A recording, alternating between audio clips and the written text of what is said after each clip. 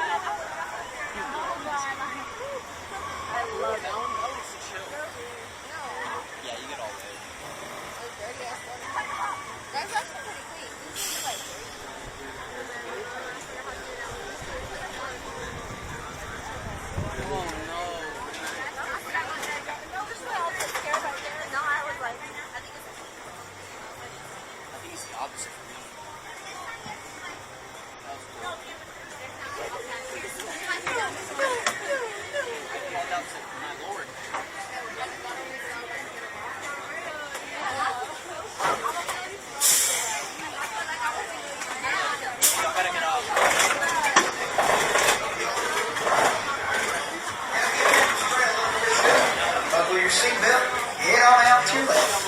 Don't forget any loose gear and whatnot. Have a great day at Six Flags.